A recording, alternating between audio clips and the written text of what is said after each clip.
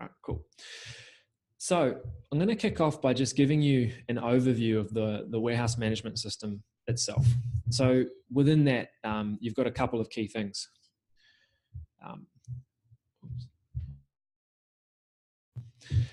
You've got basically all the warehousing stuff is added under this menu here. So you've got your products, your purchase orders, and sales orders. So in Card and Cloud, a product is it's like a product master. It's basically like a list of all of the different products that you store in your warehouse on behalf of your clients. Purchase orders are the name that we give stock, which is coming into the warehouse. So if you're acting in a 3PL scenario and you are going to be receiving stock from one of your clients and storing it in your warehouse, we call that a purchase order. Sales orders is stock going out of the warehouse. So this is anything where they ask you to send something to one of their customers and to send things out. In addition, we have warehouse locations. So these are basically areas within the warehouse where you can store things. And we'll get into a bit of the details a bit later on, but there's a couple of different types of warehouse locations that you can use, sort of bulk locations or single pallet locations. And then the way in which they charge storage varies as well. So I'm gonna begin with actually adding a product into the warehouse management system, because the very first thing that we have to do in order to start using the warehouse management system is having products there. So I'm going to click into warehouse and then go to products. Now all of the pages in Card and Cloud pretty much have the same layout. Whenever you get to one of these links from the main menu, up the top left, you've got your search box. So that's where you can search for existing stuff that's in the system. And then beneath it, you've got a link to add a new one. And then you've also got some other links which give you things like the bulk operations, such as importing products or accessing things which are associated to products. What I'm going to do for this very first example is add a product in manually. And then I'm going to run through and show you how to add in products in bulk. Because normally what you want to do is you might get like a list of all of the products that one of your customers wants you to store. You might create the first one manually just to sort of get an understanding of how the data and everything like that should be configured. And then after that, it's much, much faster if you just import a whole bunch of products all at once. So I'm going to go in here and click Add Product. First thing you do is select the client. So yesterday on the demonstration for this made up company, Ice Road Truckers, we created one client of theirs, which is called salmon distributors. So these are people that, let's say that they catch and they distribute pieces of salmon or boxes of salmon. So the first thing I'm going to do is put in a product name. So I'm going to call this one Atlantic Salmon. It might be a 20 kilo box. So I'm going to call it Atlantic Salmon 20 kilos. Now, this is the name which just gets displayed throughout the application. So if I'm ever doing a stock report or I'm looking for information on a particular product, I would see that name appear. The next thing that's important, and this is really important, is the customer code. So this is the actual like product SKU or the item number that you use within Card and Cloud in order to, say, order stock and also to look at reports and all this kind of thing. The customer code is really critical. Making sure that the customer code that you load into Card and Cloud matches the code that the clients themselves gives you is critical. If you start loading in just random codes into here, like if I just make up something, ATLS, and then they start trying to order the product using a different code, it's not going to work. So it's important that your clients provide you with the codes that they use within their systems, because if they're sending you files, these need to match, and that's how it knows which product to take from. So I'm just going to make the code up. I'm going to call it ATL Cell 20. That can be my product code for this Atlantic Salmon 20 kilos. The product description, you don't have to use this. It's just something where you can store additional information about products. So if you wanted to put just general information in there about it, you can. It doesn't really get displayed in too many places. It doesn't show up in the stock reports or anything like that. It doesn't show up when you pick. It's just data that you have stored against products that you can use. Product types. Now, for this particular product, I've only actually got one product type loaded in, or for this company, actually, Ice Road Truckers, I've only got product type of general. Now, when people are dealing with frozen and refrigerated goods, normally they would create multiple product types. So they would have one product type which is for ambient stock, and they might call that general or ambient or room temperature. They will then have other product types for chilled, potentially frozen, if they store stock at other temperatures as well, like some people do say 8-degree storage or 16 to 18-degree storage. They would load those in as product types as well. In this particular case, obviously, Atlantic salmon is not something that I'd want to store at room temperature. So I'm just going to back out of this and come back to products. So this link here takes me to the same place as clicking here does. It just gets me back to my list of all products. And under this related, I'm actually going to go to product types, and I'm just going to quickly add a couple more into this. So I've got my general product type at the moment. I'm going to add chilled, and I'm also going to add frozen, because I'm going to assume that this company, Ice Road Truckers, deals with all 3 temperatures. So I'm going to click add product type. And again, I use the same thing, a green button up the top left. I'm going to call one chilled, code is C. I won't go into too much detail around the store priority, but it basically means, like if you would normally say that it's more critical that your things are frozen as opposed to general stuff. It comes into account when you're dealing with consignments, but I won't go into that today. So I'm going to click store priority is 5, save that. And I'm also going to create another one, which is frozen F, store priority, I'll make that 10 and save that. So I've now just created these additional 2 product types. If I now go back to the products page, warehouse products, and click add product, I can select under my product type, chilled and frozen as well. So I'm going to type out what I typed out before. So Atlantic salmon 20 kg. Type in my product code, ATL cell 20. I'm going to leave the description blank, and I'm going to say that this is a chilled product. When we come down to things like the storage charge method and the volume and the weight, these are really important. I'm not going to go into them in a whole lot of detail today because they become, well, especially the storage charge method. It's a bit of it's a complicated sort of topic, and we'll discuss that in there's a charging webinar coming up.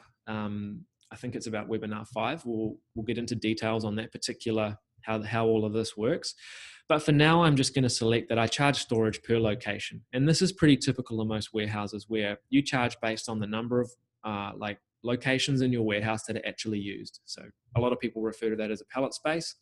If I've got stock in this pallet space, I'm going to charge storage for it. So I'm going to make this a per location storage. Product volume and weight. These are optional fields. If you do things like charge based on volume or charge based on weight, it's important that you put values in there, because otherwise it can't calculate how much to charge. I'm just going to leave these blank for now. I don't need them for any reason.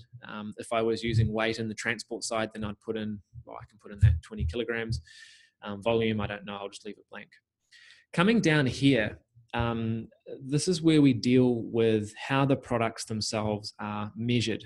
Now, in Card and Cloud, when you're dealing with products, they can be measured in different sizes. So if you're, say, picking, well, in this case, we're picking a box of Atlantic salmon, I'm actually going to say that that's 1 carton. That's 1 carton of this product. Let's say that these were individual pieces. So 1 piece of salmon was, I don't know, 20 kilos. That sounds very heavy, but let's just say that you had a 20 kilo piece of salmon. Sorry, my microphone just tried to roll away from me. I'd probably put down that that's actually a unit-based item, my piece of salmon. And then what I can do within the application is actually load conversions to other units of measure. So I'm going to say in this case that it's measured in cartons, but I'm going to say that there's a conversion to pallets. So down in this box here, I can say that a pallet is greater than a carton, and on 1 pallet, I expect to store 64 of these things.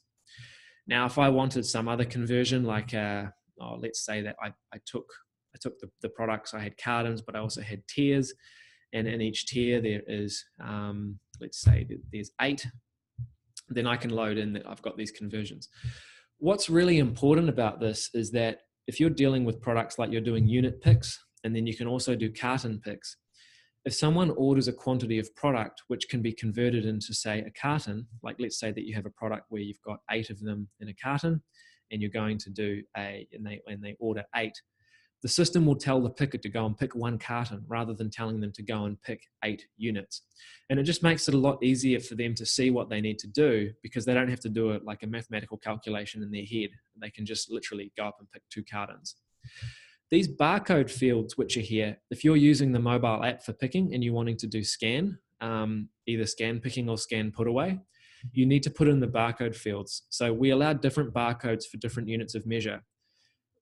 This is really useful when you're doing item-based stuff. So if you were doing a product where you had, a single product that's in a jar and it has a barcode on it, you would have a barcode for a jar. You may also have a different barcode which is on the outside of the carton that contains 8 jars, and that would be a completely different number that you would type in as well. So when you scan 1 carton, the system knows, okay, I've scanned a carton quantity, this is 8 jars, whereas if you just scan one of the little units itself, it knows this is I've just picked 1 jar. Coming down here, we have an option which is not really commonly used, but it's called random weight products. And this is something which it's only supported in the web app.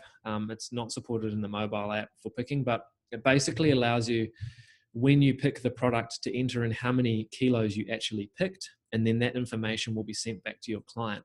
This is really useful if you are picking like random weight meat. So we used to have an example at our old business where we were picking actually big pieces of steak for a client, and they would order, say, 1 box, but each box was a different weight.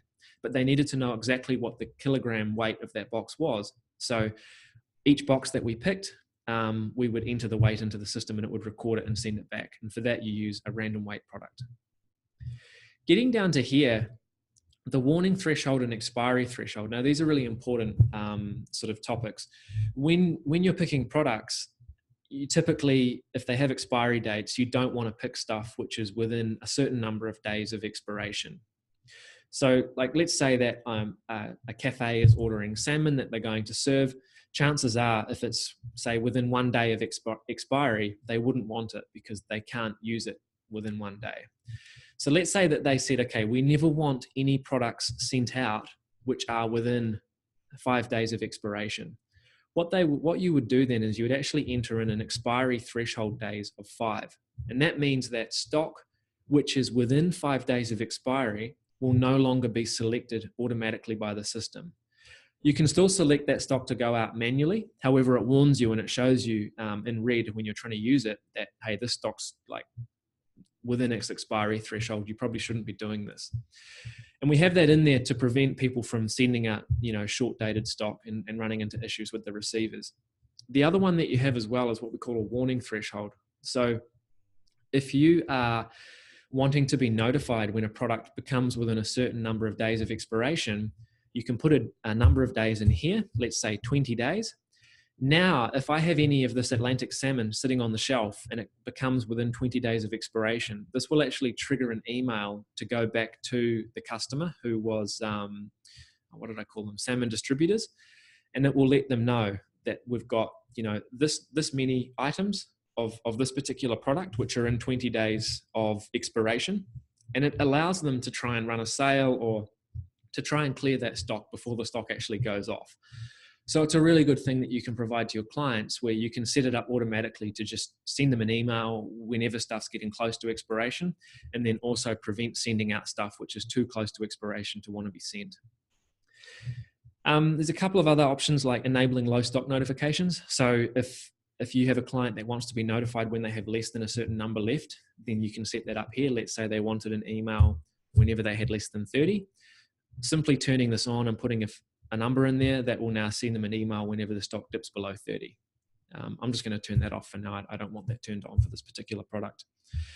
Sort of some more advanced options down here. So when you have a product which is first coming into the system through a purchase order, you can specify what status you want it to come in with. The default is okay, meaning everything's good. This product's doesn't have any issues. You would probably use that 95% of the time. The only time you would ever really use this option here is if you have stock which first comes in, and it always comes in a quarantine status, and then you have to wait some time for it to be checked off before you can switch it back to okay. And then you might want the stock to default to quarantine on when it first comes in. The last things down here are to do with how you want stock selected when it's going out. So typical, well, the most common one that we use is what we call FIFO, so first expiry, first out.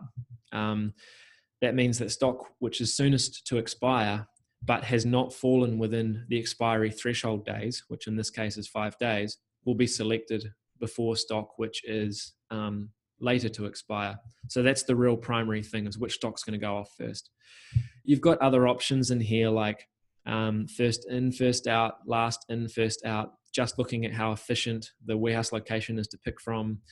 There's another option off to the side here as well called strict stock selection, which we'll get into as sort of in the advanced stuff, but it's to do with preventing you from unnecessarily breaking up pallets of full stock. So if you have products where you sometimes do whole pallet orders, and in other cases you just do unit picks, the system tries to prevent you from breaking up whole pallets unnecessarily so that you can reduce the amount of work you have to do in your warehouse. Because there's nothing more frustrating than, say, having a few jars on a shelf, but then having a full pallet with an earlier expiry date, and you get an order for like 3 jars and it sends you to take them off that pallet rather than telling you to just take them from the jars that are left. So this option allows you to configure for that. And then lastly, there's a few other things to do with how you want to select stock once you've taken into account this primary method. So once you've taken into account that you want to pick on a first expiry, first out basis, then what should you be looking at next? Should you be looking at trying to minimize the amount of storage in the warehouse, which means that if you have 2 different locations and both of them have the same dated stock, the system would try and prioritize the location with the least amount of stock left in order to empty it. And the reason why it does that is to sort of free up locations in your warehouse so that you don't have dribs and drabs everywhere. The alternative, however, is to minimize the number of locations you need to go to pick from. So let's say that one location you had 4 boxes of Atlantic salmon, and another location you had 10 boxes of Atlantic salmon, and you got an order for 8 boxes. Well, if you used minimized storage, the system would tell you go to one location and pick 4, and then go into basically which empties that location because now there's none left, and then go to your other location and pick 4 as well, where you have 10, which is great because it's freed up a location, but it's now made you go and do picking from 2 different spaces. If you didn't want to do that and you just wanted it to tell you and go and pick from the place with 10 to minimize the amount of work you're doing, you would select minimize picks. And then it would take that into account and it would go, okay, well, actually, I can pick all 8 of these from this location with 10 on it. I should be doing that so that there's less work. And then afterwards, you'd have one location with 4 and one location with 2 left over. So I'm just going to change this back to minimize storage, FIFO, that's all good. And I'll click save. Okay, so that's actually created my product. It's added in the different conversion measurements. I've got my tier, my pallet, the product code, everything else. It's taken me to the page where I can actually see the product itself. Now from here, I'm just going to quickly add in, one more product. So I'm going to say that this one here is for the same customer. This is, I'm just going to say this is seafood marinara, and that could be a 10 kilogram box. So SF 10 is my product code. It's a frozen product. This is just stored frozen per location. It's 10 kilos. I measure it in cartons. I have a barcode for this product. I also have a conversion to pallets. So on a pallet, I've got 64 of these things, and I also have a barcode for that as well. It's not a random weight product. I want to be notified within 20 days of expiration, and I don't want to send out anything which is less than, well, actually, let's say I don't want anything sent less than 30 days expiry because it's frozen, and I want to be notified 180 days away from it expiring. When it first comes in, I want it to be okay, FIFO expiry date, that's cool, and save. So once you actually understand the fields that you're dealing with within the system, it's really fast to key products in. But you can actually make it even faster as well. So I've now added these two different products. If I want to go ahead now and import some products in bulk, the easiest way to do that is to actually export your existing products and then import them back in. So you just literally click export products. It downloads the thing as a spreadsheet. I'm just going to switch my my screen share over to the spreadsheet really quickly so you can have a quick look at the layout. So just 1 second. Where is this? Here. So this is a copy of the spreadsheet. I've basically got which customer it's going into. Let me just increase the font size of this a little bit so it's not too hard to see. The ID number, these are internally populated. These are like reference numbers inside Card & Cloud. Whether or not the product is active in the system, if you have products that you no longer support, then they are deactivated rather than deleted. We don't support product deletions because you've got like historic data associated with those products, so you just deactivate them. The name, the code, whether or not it's chilled or frozen, how you want to charge storage, and all these different fields that I just filled out are actually filled out in this spreadsheet. And it goes out quite a long way to the side because then I start to have the information about different conversion measurements. So conversions to the tiers or conversions to pallets, and that data is all listed out the side here. If you want to come in and just start adding more products really fast, then the way to do that is literally just to copy and paste these rows and then just change the bits that you need in there. And then it's simple as saving the file, coming back to here, and I'll just switch my screen share back to Google Chrome again. Coming back into the actual Card & Cloud application, clicking import, and then loading that file back in and clicking upload file. It's a really quick and easy process. And there's another webinar later on that talks specifically about importing stuff in bulk, and we'll go through a few more details there. But pretty much all of the different places like products or warehouse locations, they all work the same way, where you're best to export first and then import back into the system. Okay, so we've created our couple of products. I'm now actually going to go and create a couple of warehouse locations. So I come up to the warehouse menu here, click on warehouse locations. It brings me into the warehouse locations screen. If I click on all, I can see that I currently have none. So what I want to do first is I'm just going to add one warehouse location manually. So same layout as products, you've got the buttons up the top left to do stuff. So I'm going to click add single warehouse location. Now within warehouse locations, Card & Cloud supports two different types of locations. It's got what we call single pallet locations and also multiple pallet locations. A single pallet location is like a racked location. So if you think about when you've got a row of racking inside a warehouse, and you've got each of your bays, and then you've got your which go up vertically.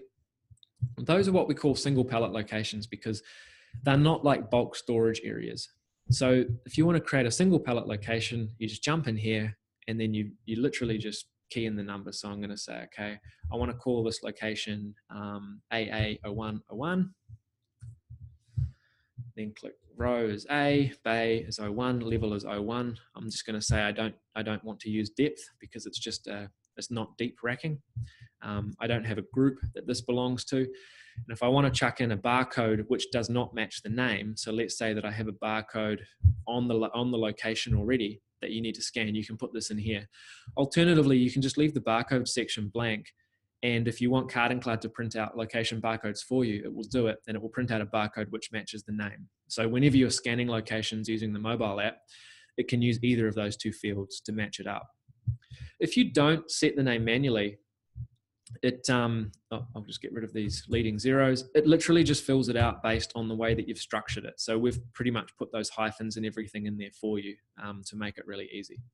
So I'll do that. Down here, you need to specify what the location type itself is. So I'm going to say that this is a chilled location, and also what types of products can be stored there. So the reason why we have these two things separated is that you might have a chilled location, but in extreme circumstances, you can actually put ambient stock in that chilled location. Like let's say that you had an ambient area, but you completely ran out of space and you just wanted to start putting stuff into the chiller.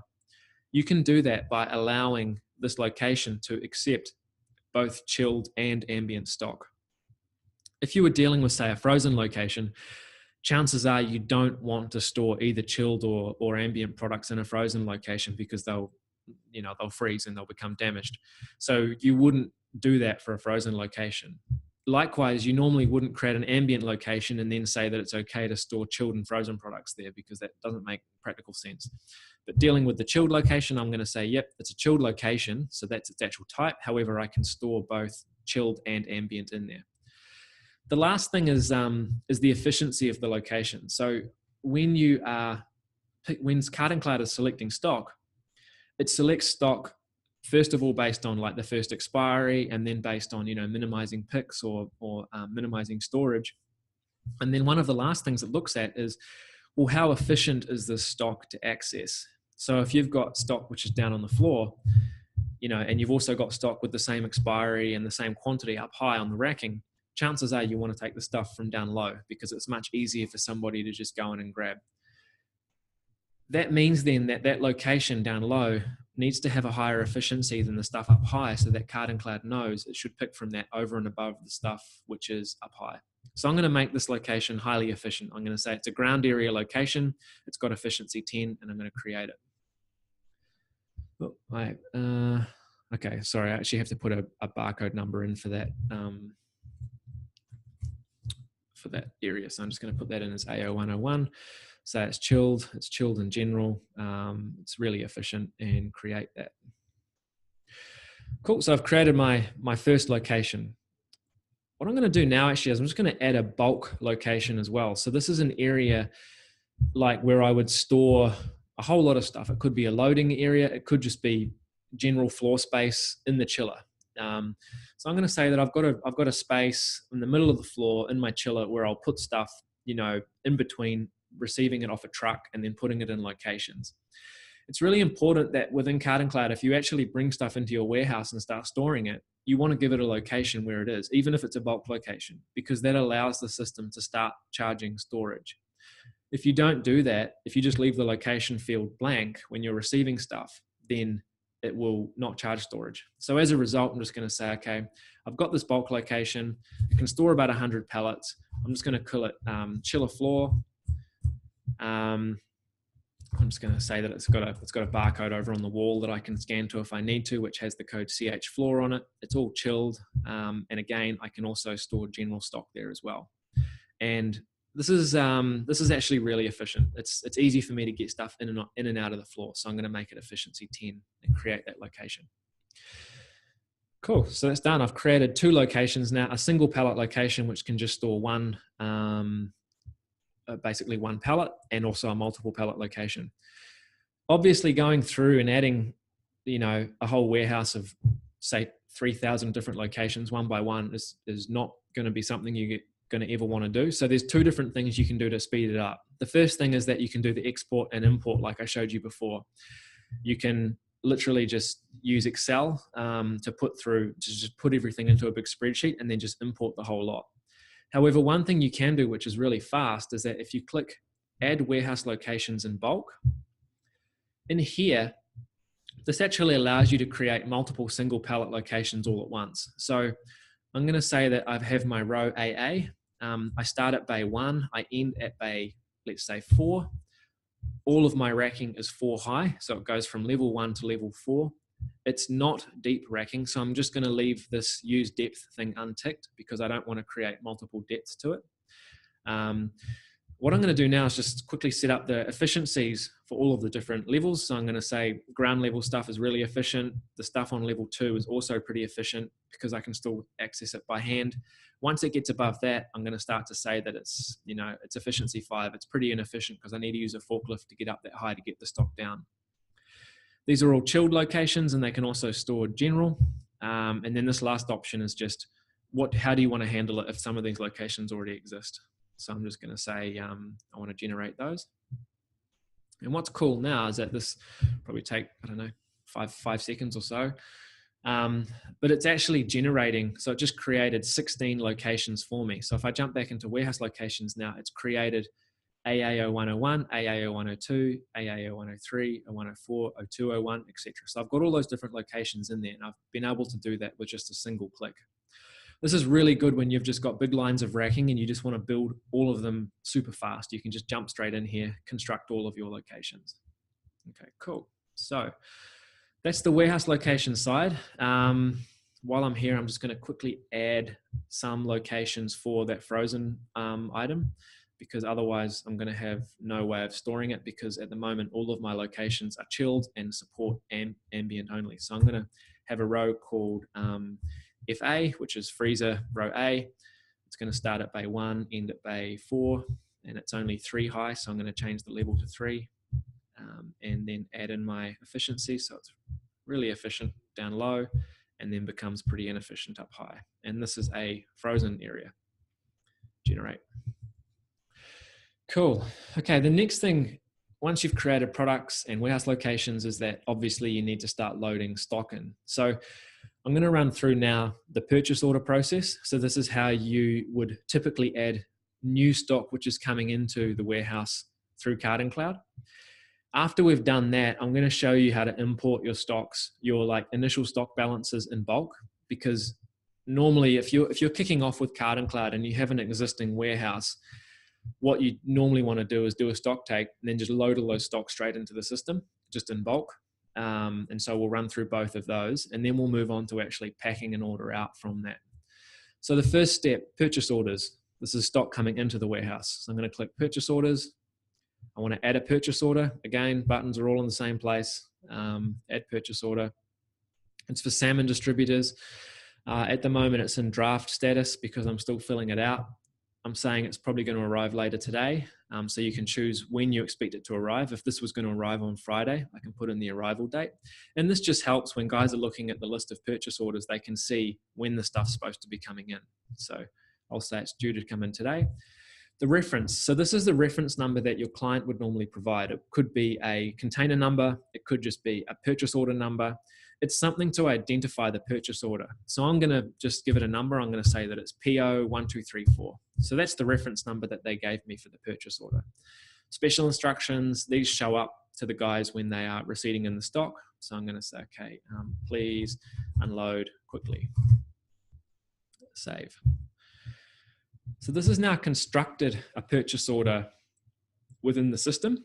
However, it hasn't added any products to the purchase order yet. So from here, I'm on the purchase order itself. I can see the purchase order. I can see the customers, salmon distributors. I've got the reference number.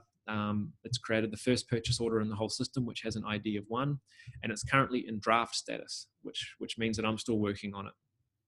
If you jump over to this little products tab here, from here is where I can actually start to add products into this purchase order. So I'm going to click add product. I'm going to choose, Atlantic salmon. I've got some of that coming in. From here, I can actually choose different units of measure because I provided all those different conversions. I've got options over how I want to record the quantity. So I'm going to say I've actually got 2 pallets of the stock coming in, and I don't know the expiry date yet. As far as I'm aware, the stock is all okay. It's not damaged or in quarantine. So I'm just going to leave the status is okay and click save. By doing that now, that's actually created a row on the purchase order, like a stock line. It said that I've got 128 cartons of this product coming in. So it's taken those 2 pallets and converted it over to show what's supposed to be coming in. And that's on the purchase order. I'm just going to add one more product as well. I'm going to add some of that seafood marinara. So for this one, I'm going to say that I've got 16 cartons coming in. I do know the expiry date, or at least the clients told me that it's, I'm going to say September the 1st next year is when this stuff's due to expire. And then when we go through this purchase order, obviously we'll check that off and make sure that that's correct and change it if necessary as well. So I've got all that stuff, cartons, save. Great, that's everything for my purchase order. I've got my 2 products. Now I can go ahead and approve it. What this does is this actually shows it up to your guys who are on the floor in the warehouse as a purchase order which is yet to be received. And the workflow there is that when new stock comes into the warehouse, what you want your warehouse staff to do is jump into the purchase orders area and click on not yet received. And from there, they get a list of all the purchase orders that you're waiting to come in. And what they'll do then is they might receive paperwork from the guy who's dropping it off. And they'd have a quick look and they might say, okay, yep, PO1234 is written on this document. Okay, they'll find PO1234 in here, which is this order I just created. They can click on that order and then they can come in and update the status to received. So when I do that, that actually triggers an email to go to the client, salmon distributors, and that email tells them, hey, your stock's just arrived. We haven't checked it off yet, but we'll be doing that shortly. And once we have, we'll send you another email telling you exactly what we did receive on this order. So it's really good to do that, because then you're not having to, field phone calls from your clients where they call you up asking, oh, hey, have you got my my purchase order yet? The system's done that for you the moment that you mark that thing as received. The next step is to verify the purchase order. So this is actually checking off what's on the purchase order matches what they told you.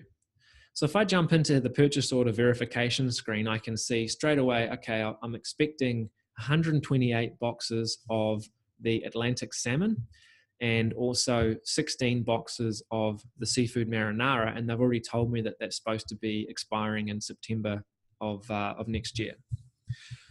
So I might have a look around. It's got a conversion down here too. It's told me straight away that's actually 2 pallets worth of stock.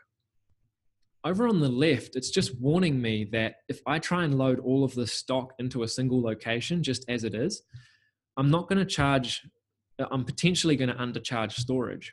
The reason why is because I'm loading basically 2 pallets worth of quantity into a single location, which Card and Cloud will let you do, because there's some cases where you would want to do that. But you'll only charge that location once. So it's telling you, you probably want to split this up into 2 different lines and then allocate it to 2 different spaces. So what I'm going to do here is click more, and I'm going to split this. I'm going to say I want to split it into 64 per pallet because that's my pallet quantity. It provides that up here. If I want to, I can straight away allocate it to a location, but I'm not going to bother. I'm just going to split it. And now you can see that it's actually broken that Atlantic salmon into 2 different lines. I've got one at the top, which is 64, and I've got one down here, which is 64 as well. So when I go around and check off the product itself, I'll have a look. I see, okay, I've found the expiry date. The stock here is due to go off on the 31st of this month. But there's a whole pallet, so the quantity is correct. And I'm going to locate this to AA0101. So basically what I've just done now is actually allocated it to that location and click confirm. So I've checked off that everything's okay.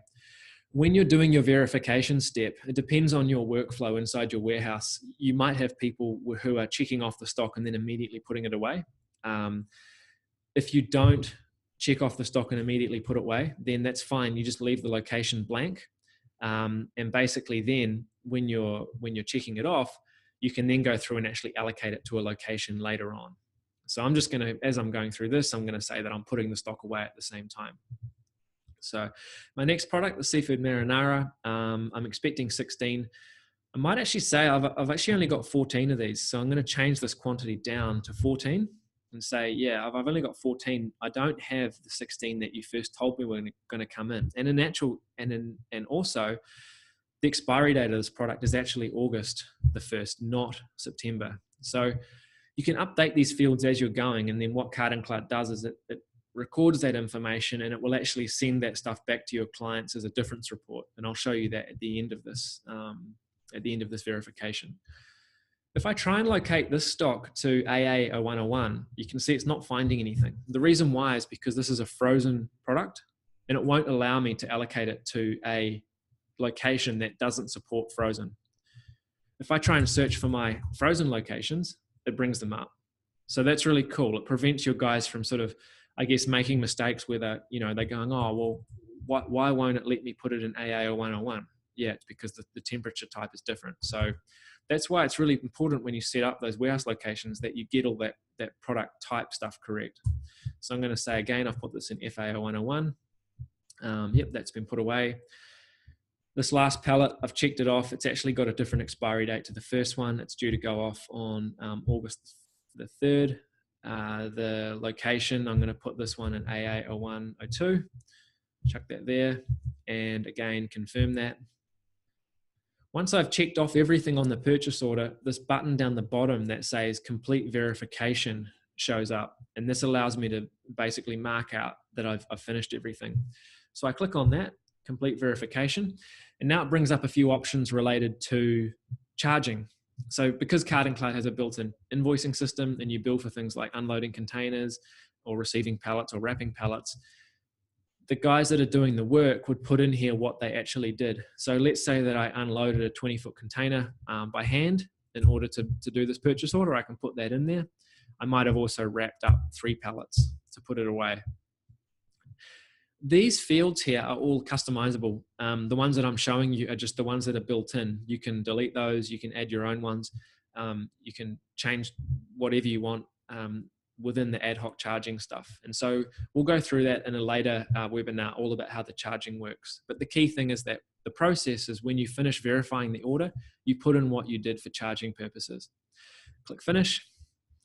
Now what would have happened is it would have actually sent an email off to the client advising them, hey, the stock is now finished being verified. And here's a list of everything that matched and everything that didn't. So if I click on show differences, I can see straight away, what are my differences between what you told me was going to be coming in and what actually came in? So for the Atlantic salmon, I can say, okay, that matched 100%, or I got all 128, everything was okay. For the seafood marinara, you actually told me there was supposed to be 16, but only 14 arrived, so I'm missing 2 of them.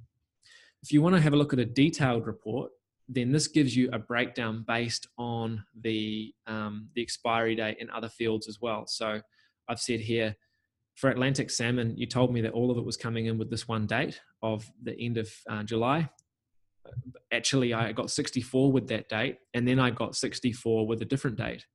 The same with the seafood marinara. It shows that you told me it was all coming in on September, sorry, all dated for September, but it was actually all dated for August. So it provides you a detailed analysis. And it will also do these comparisons for things like batch numbers or lot numbers or any other fields that you turn on for your products. So that's cool. So what's happened now is I've got that stock in the warehouse. So if I go and run a stock report, which is customer stock report under the report section, and I run it for salmon distributors, show report, I can see straight away, okay, what I'm carrying for these guys right now is I've got 128 Atlantic salmons and I've got 14 seafood marinaras. If you just want to see what locations they're in, within the reports, you can actually customize the columns that get shown, and you can drag and move them around to show them in whatever order you want.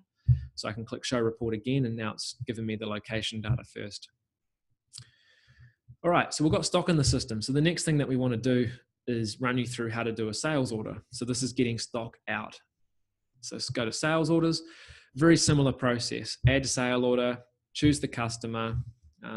They are salmon distributors. They'll give me a sale order reference number, so invoice 0999, let's say. For the delivery address, if it's an address that has been in the system before, for example, Card & Cloud, then I can just search for it.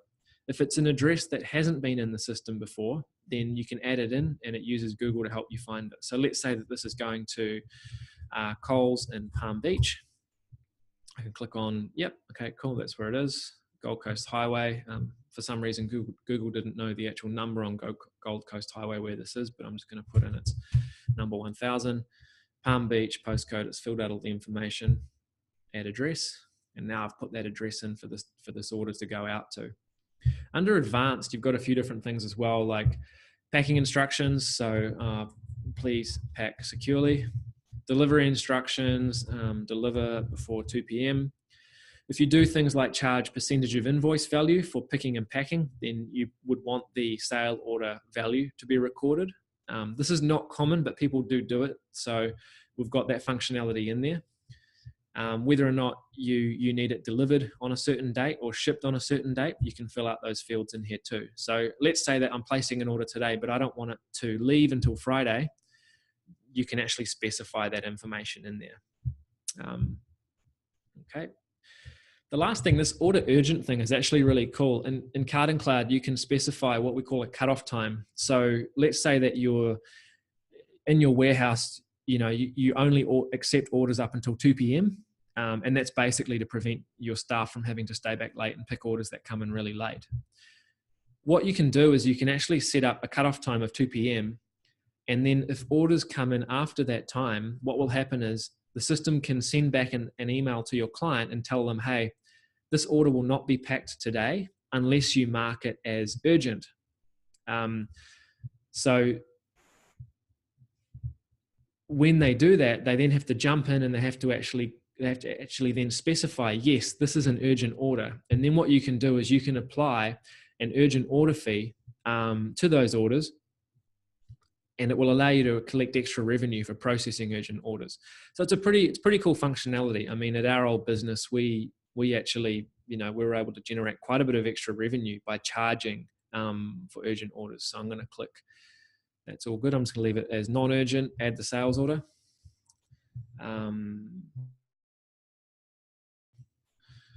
Okay, I've got the order in here. I'm going to jump across to add products. So I'm going to add products onto this order now for what actually needs to go out. So I've got the Atlantic salmon. I'm going to add on 2 cartons of that. That's what I want added to this order. So what I'm doing now is I'm actually searching for the available stocks within the system.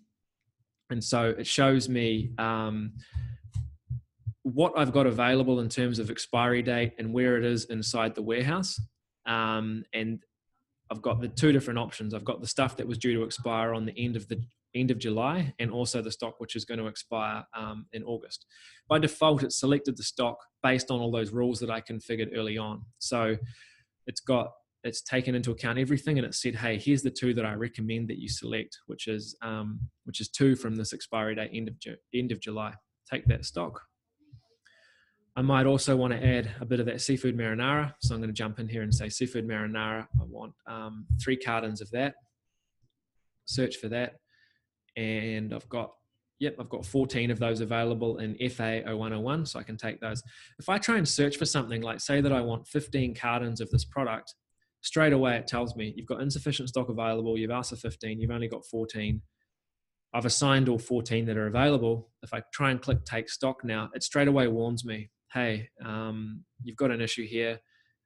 Are you sure that you want to continue and only add 14? Yep, that's fine. So it adds those onto the order. So now I've taken all 14 and there's none left. I actually don't want that many. I'm just going to change this. I edit it, change it back to 3 to take and save it. And now I've just got the 2 cartons of Atlantic salmon and also the 3 cartons of seafood marinara. Someone asked a question on the chat about if we're running through the PO via the app. That's not happening today. There'll probably be a couple of mobile app videos at the end of the current series of 7. We do, however, have videos for the app processes all available on the help page. So if I go to the help site, which again, you click this little button up here, jump onto the help site under using Card and Cloud, mobile app, warehouse pickers and packers, scan put away. This is a video here which you can watch, which provides all the processing around how to put purchase orders away through the mobile app. And it's got a whole bunch of other supplementary information around all the specific steps within that, like splitting stock, modifying things like expiry dates, how to do each of those steps. So Joseph, you can jump onto it here and find out all that data. And again, we'll be potentially running webinars specifically on the mobile app, but that's not covered in today's session. So back to my sales order. I've created the order. Now, your clients would normally do this for you. They have logins to the system. And once you get set up and running, you'd normally set up, files to just come straight in, which create the orders in the background for you. When you're creating an order manually, it goes in as draft by default. And the reason for that is that you don't want your pickers and packers to see the order until you've finished adding everything to it. That's a pretty obvious one. Like if you have an order sitting there as, awaiting picking and packing, and you're still actually setting up that order, it's going to cause real issues because they might print out a picking slip, or they might just start packing it and it's still missing stuff that you haven't put on it yet. So it's important just to leave it in draft until you've added all your products, which I've just done. Now that I've added those, I'm going to approve it. It basically says this is now going to be shown to the warehouse staff. Am I sure that all the products are correct? And I'm like, yep, that's cool. So I approve the order. It updates it to a status called awaiting pick and pack. Now, your warehouse staff, and this is the same on the mobile app, when they're looking at sales orders that need to be picked and packed, they'll be in the sale orders section looking at this awaiting pick and pack tab. So this is giving me all the orders which are in the system ready to be picked and packed. If I'm ready to start picking this as the picker, I can come on here, jump straight into the order, this one here for salmon distributors. I might have a quick look at what the products are. So I'm going, okay, yep, that all sounds good. I'm keen to start packing on that one. If they want to print out things like a pack list, you can click this button here, export pack list. If you want to print labels, you can do that as well.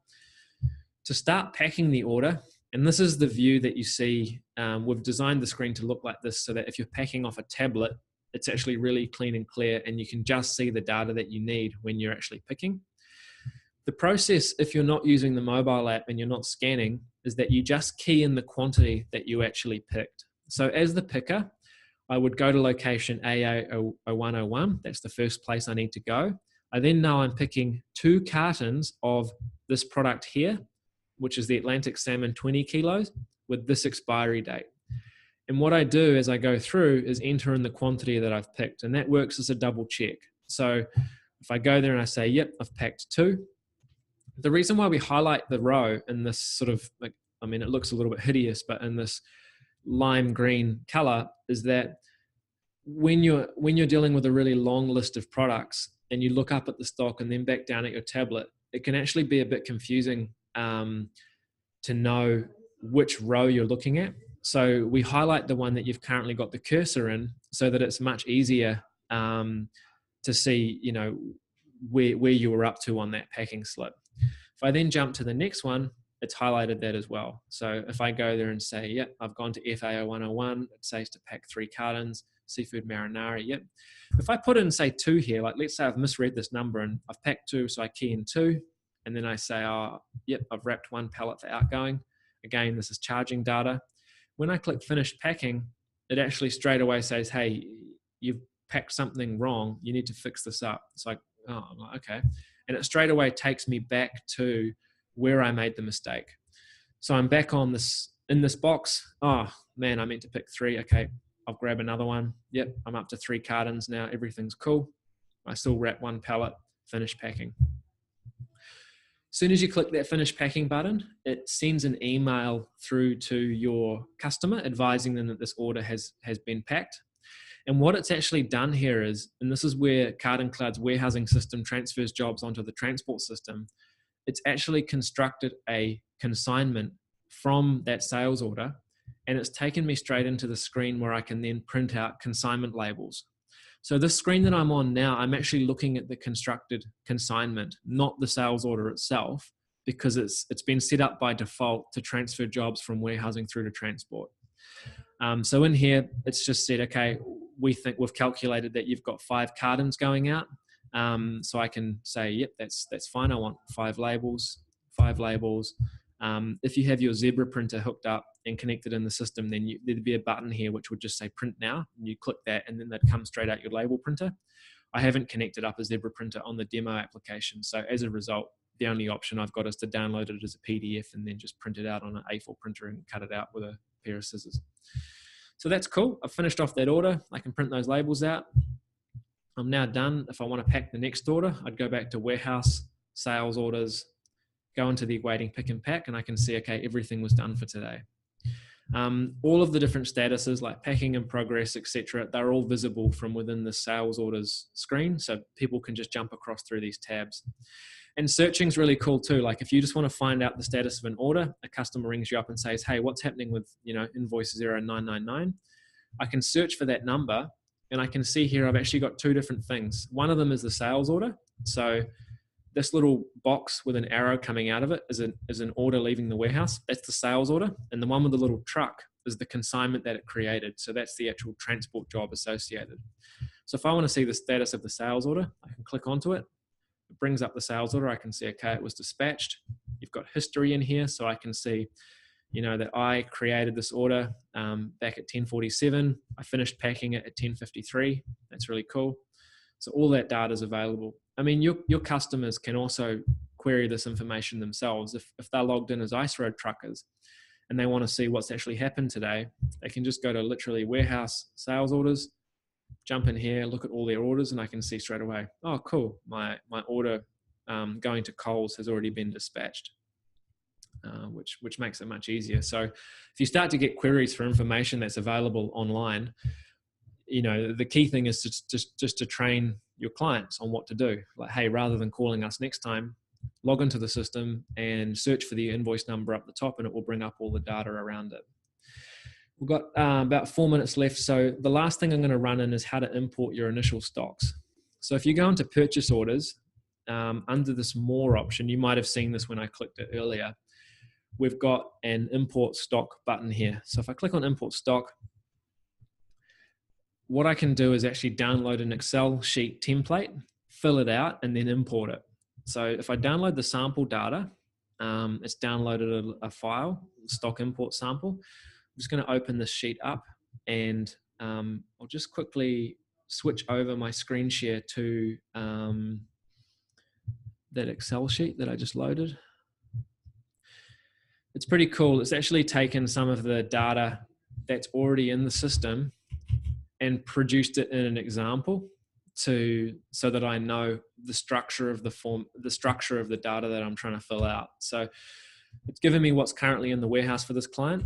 If I want to add more stock into this, I literally just can, start, oh, sorry, I pasted that to the wrong place. I can just start working through this and putting the data in there. So if I go and check and I've got some stock in, AAO 103, I've got more of this Atlantic salmon, put in all the information. The date is, I don't know, the 21st of the 5th, 2019, and I've got 16 cartons. I can literally just fill all this out and then import my stock straight into the system, and that will construct my initial stock balance for this client. What's important is that anything you import is added to the system. So I do want to delete the example data that this provided, because otherwise if I load this in, it's going to load all the stuff in again, thinking, oh, cool, this is all new stuff. So that's just an important thing to note. Like if you've already got real stock in there and it gives you that in the sample, just make sure that you delete that out first. It's as simple as saving this file and then back on the, let me just jump back to Google Chrome. Back on here, you just say, I'm importing this for salmon distributors, drag the file into there and click upload file, and that will import those stocks for you. The very last thing I'm going to cover off just really quickly, because this comes up often when people are first starting out, is how to turn on batch numbers and lot numbers. So as you probably saw, by default, we've got expiry dates turned on. If you need to add other fields to clients, like batch numbers, you go into contacts, customers, you find the customer. So for example, salmon distributors, click edit. This brings you into their sort of settings. Under the warehouse management section and then purchase order products, you can actually create up to 10 different fields like batch number or lot number or any of these other fields that you need within the system. So if I add in batch number, I'm just going to say that it's an alphanumeric field. I can select whether or not this is a required field. I'm just going to say, yes, it's always required. I need to record it on the way in. If you have other fields as well, like I might also have a lot number. And again, it's an alphanumeric field. You just literally add these things in here, and then down the bottom of the page, click save. And now anytime I'm trying to add in stock on a purchase order, it will then prompt me and ask me for the batch number and the lot number as well for that product and just for that customer. If I have another customer who doesn't have batch number and lot number, then I simply won't turn it on for them. Okay, so that actually covers off the WMS session. I'm just going to stop the recording here, but if anybody has any specific questions, you're more than welcome to just ask them. You can either turn on your audio and just ask, I'll just turn my sound back on, or you can ask them in the chat. And